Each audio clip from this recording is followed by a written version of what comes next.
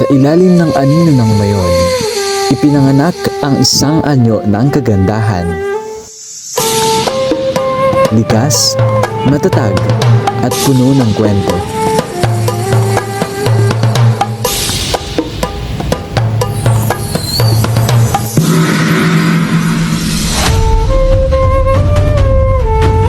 Ano po yung name nila? Amparo Monreal.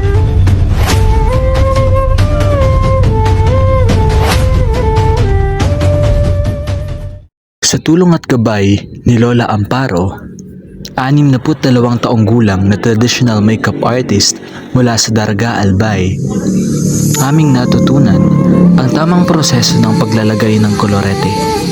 Hindi lamang bilang pagpapaganda, kundi bilang sining ng pagkakakilanlan.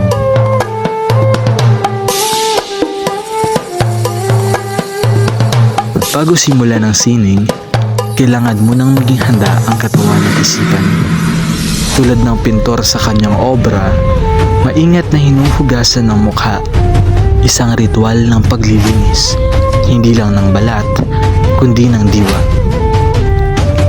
Pagkatapos, isa-isang inilalatag ang mga kasangkapang kolorete.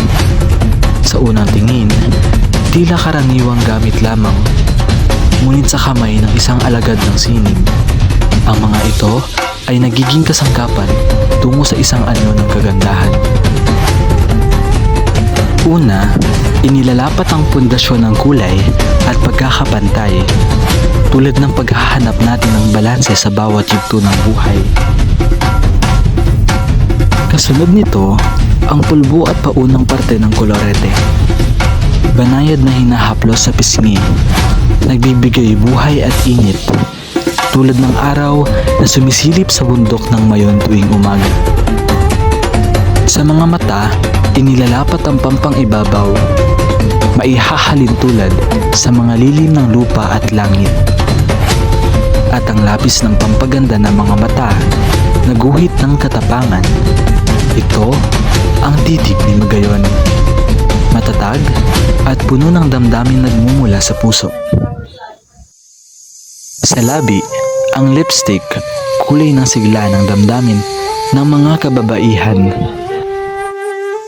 At sa dulo, kaunting pampakinang, isang produktong kosmetiko na nagmumuni ng liwanag upang bigyang diin ang mga bahagi ng mukha. Tila sinag ng araw na humahaplos sa balat. Paalala na ang ganda ay hindi kailangang ipaliwanag, sapagkat ito'y taglay na nararamdaman.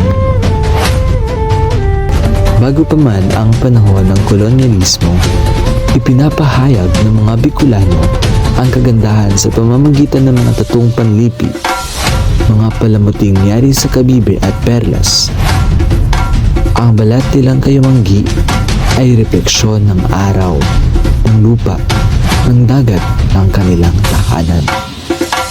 May mga matang hugis almendra, matatag na panga at kilay na tila guhit ng tapang. Ito ang tunay na anyo ng Bicolano. Likas, totoo, walang halong pag-aalinlangan. Higit pa sa pulbo at kolorete, ang cosmetology ay isang wika. Ito ay sining, isang paraan ng paglalantad ng pagkatao, ng pagpaparangal sa kultura at ng pagbabahagi ng kwento. Bawat tingkad ng kulay, bawat hugis ng kilay ay nagdadala ng kasaysayan, ng damdamin, ng karanasan. Tulad ng kwento ni Magayon at Panganoron, ang kagandahan ay hindi lamang nakikita, ito ay nadarama.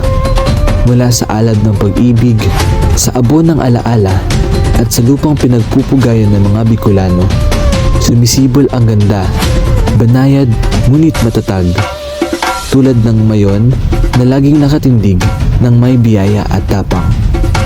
Sa bawat kamay ng mga artisan, sa bawat pintig ng kolorete, ay nabubuhay ang diwa ng ating mga ninuno.